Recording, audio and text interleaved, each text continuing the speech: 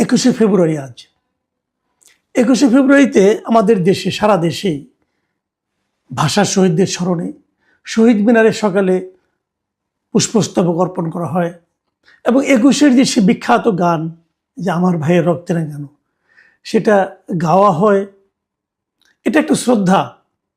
আমাদের এই দেশের স্বাধিকারের যে আন্দোলন সেই আন্দোলনের শুরু কিন্তু হয়েছিল 52 সেই ভাষা আন্দোলনের মাধ্যমে। পৃথিবীতে খুব কম জাতি আছে যেখানে নাকি তারা মাতৃভাষায় কথা বলার অধিকার লাভের জন্য জীবন দিয়েছে। আমরা সেই খুব কম জাতির মধ্যে একটা। আমাদের এরকম একটা গৌরবোজ্জ্বল ইতিহাস, সেটাকে আমরা স্মরণ করি কেন? আমরা স্মরণ করি যে আমাদের জাতীয়তা বোধের উন্মেষ যে ঘটনার মাধ্যমে হয়েছিল সেই ঘটনাটাকে আমাদের চেতনায় যুক্ত করার জন্য। এটা আমাদের একটা গর্বের দিন, কিন্তু সেই গর্বের দিনটাকে আমরা কিভাবে উদযাপন করি? অথবা আমাদের যারা দায়িত্বপ্রাপ্ত সরকারি কর্মকর্তা আছেন তারা কি করেন? অথবা এই দিবসটাকে কেন্দ্র করে, এই দিবসটাকে পুঁজি করে আমরা কিভাবে সংকীর্ণ দলীয় মনোভাবের প্রকাশ ঘটাই? আমরা বিভিন্ন সময় ঘটে এসেছি। আমরা পুরো জাতি ভাষার জন্য লড়াই করেছি, কিন্তু পুরো জাতি ঐক্যবদ্ধভাবে একসঙ্গে সেই লড়াইয়ের কথা স্মরণ করতে পারি না, একে অপরকে স্মরণ করতে দিই না। এই প্রবণতা আমাদের মধ্যে আছে। যেমন একটা কথা আপনারা জানবেন, সেই 52 সালের পর থেকে এই গত 74 বছরে জামাতে ইসলামের কোনো আমির, জামাতে ইসলামের কোনো শীর্ষ নেতা কখনো শহীদ মিনারে যায় নাই। কিন্তু এবার প্রথমবারের মতো গিয়েছেন। তো এই যাওয়াটাকে আমরা কি বলবো? যখন আমাদের একজন লোক গেলেন, যাওয়ার পর আমরা কি বলবো আপনারা এত বছর কেন এলেন না? এটা কি প্রশ্ন? নাকি এবার যে গেলেন এটাকে আমরা প্রশংসা করব যে আপনারা এসেছেন, আমরা খুশি হয়েছি? এই আশাটা যেন অব্যাহত থাকে। দুটো ভার্সন কিন্তু। এত বছর তারা কেন আসেননি এটা যেমন একটা প্রশ্ন, এখন তারা এসেছেন এটা কি একটা প্রাপ্তি নয়? দুভাবেই বিবেচনা করা যায়। এবার জামাতে ইসলামের আমির ডক্টর শফিকুর রহমান উনি শহীদ মিনারে গিয়েছেন, পুষ্পস্তবক অর্পণ করেছেন। ওনার সঙ্গে ওনার দলে যারা সংসদ সদস্য ছিল তারা ছিলেন, ওনাদের জোটের যারা ছিলেন এনসিপির সংসদ সদস্য তারাও ছিলেন, সবাই মিলে ফুল দিয়েছেন। সেখানে প্রশ্ন করা হয়েছে যে আপনি এবার কেন আসলেন? ভালো, প্রশ্নটা হতেই পারে, এটা সাংবাদিকের একটা প্রশ্ন হতে পারে, কোনো সমস্যা নেই। জবাবে উনি যেটা বলেছেন সেটা হলো এরকম যে রাষ্ট্রীয় আচার হিসেবে এটা আমার দায়িত্ব, বিরোধী দলীয় নেতা হিসেবে সঙ্গীদের নিয়ে আমাকে আসতে হবে, তাই এসেছি।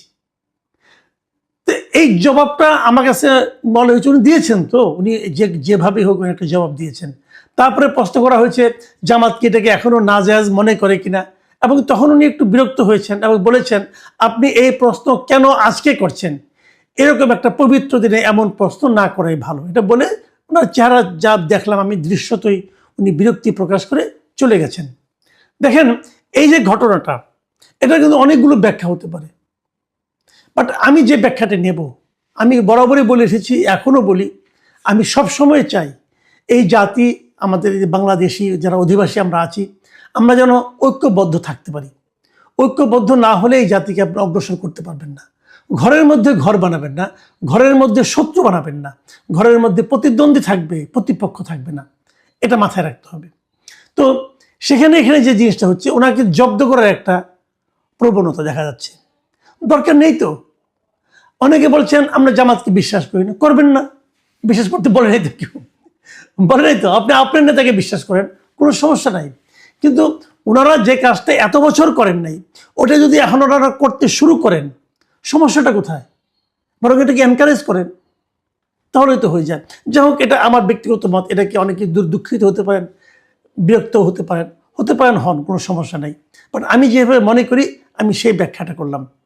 আমি আজকে এই 21শে ফেব্রুয়ারি নিয়ে আমি কয়েকটা ঘটনার কথা উল্লেখ করব। যেমন ধরেন এইটা হলো একটা ঘটনা। দ্বিতীয় যে ঘটনাটার কথা আমি বলবো সেটা খুবই ভয়ঙ্কর ঘটনা।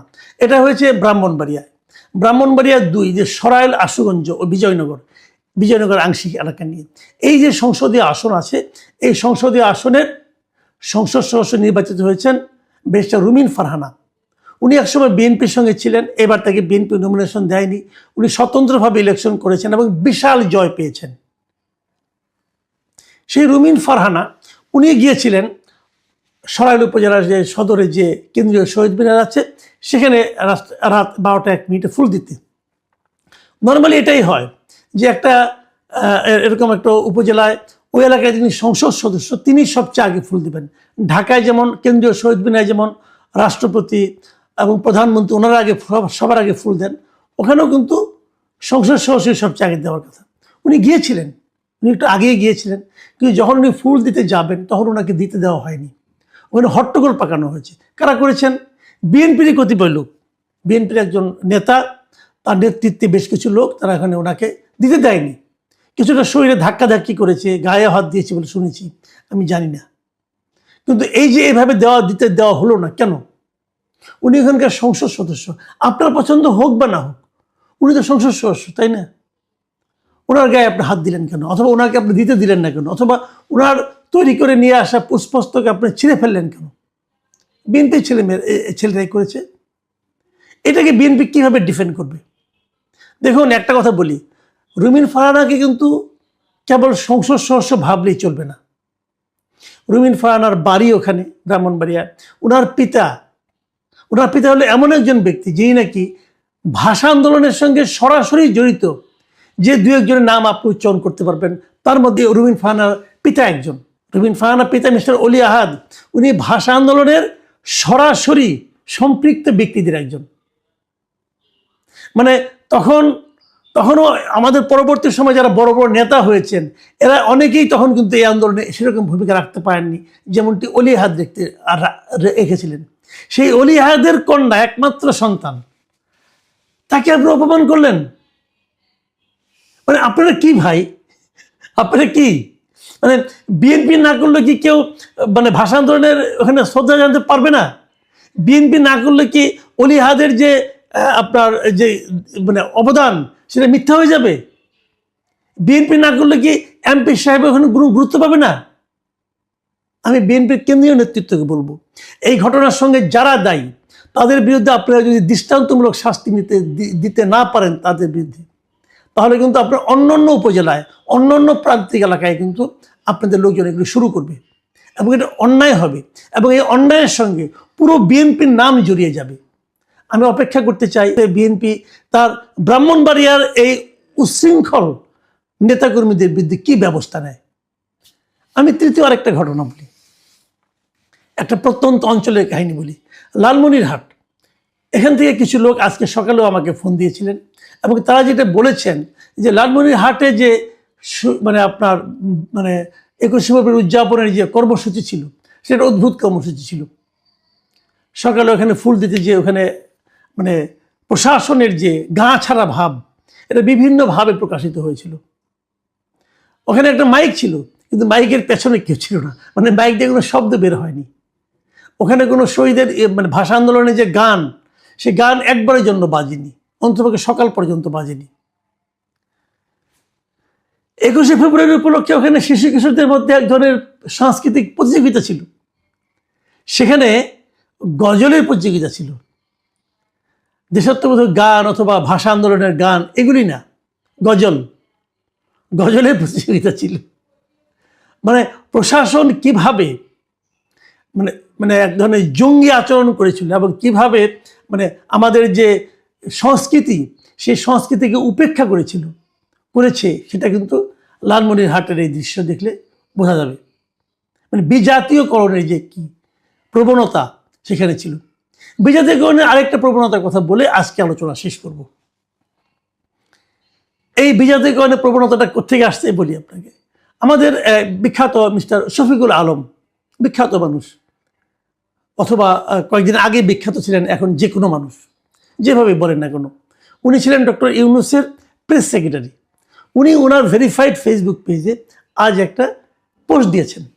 সেই পোস্টটা আবার আমাদের এটা বাংলা ভাষা নিয়ে ওনার পোস্ট, বাংলা ভাষার এই পোস্ট উনি আবার ইংরেজিতে লিখেছেন।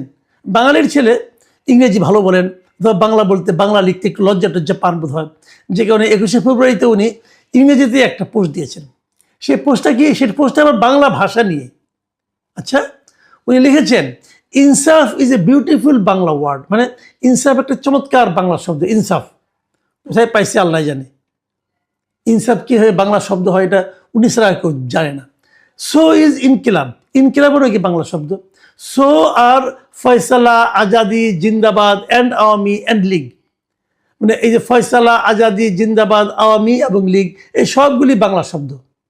So is C dot dot লিংপং, মানে চ লিংপং, মানে চ দিয়া ডট ডট, মানে বুঝতে পারছেন, বাকিটুকু আপনি মিলিয়ে নেন। এই এই চু লিংপং এটাও নাকি একটা চমৎকার বাংলা শব্দ। এর উদ্ভাবককে মিস্টার শফিকুল আলম। আমার কেন যেন মনে হয় এই ভদ্রলোকের মানে ক্ষমতা হারানোর পর এই ভদ্রলোকের মস্তিষ্কের দু একটা তার মনে হয় ছিঁড়ে গেছে, এটা আমার ধারণা।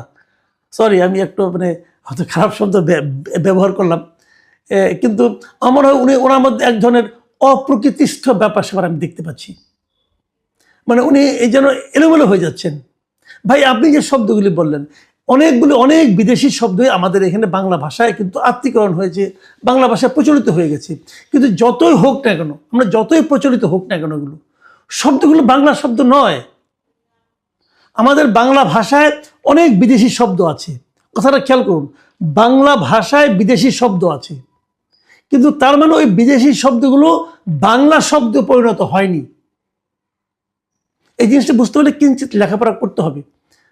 তো আমাদের শফিকুল সাহেব সেটু করবেন কিনা, করেছেন কিনা, করার ধৈর্য আছে কিনা আমি জানি না। তবে আমরা একটু পড়াশোনা করেন ভাই। প্রত্যেকটা ভাষায়, পৃথিবীর প্রত্যেকটা ভাষায় বিদেশি শব্দের মিশ্রণ থাকে, বিদেশি শব্দ সেখানে যুক্ত হয়, সেটা ভাষায় যুক্ত হয়, কিন্তু তার মানে ওই শব্দটা ওই ভাষা হয়ে যায় না।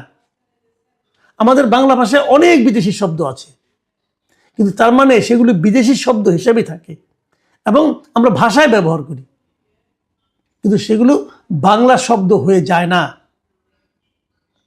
তো আর তাছাড়া সর্বশেষ যেটা বললেন আপনি, ওই যে চু ডট ডট লিংপং, ওটা কোনো শব্দই না, ওটা একটা গালি,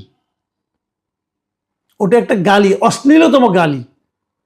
যে অশ্লীলতম গালিকে আপনারা আপনাদের শাসন আমলে আপনারা অহরহ যার তার সম্পর্কে ব্যবহার করতেন,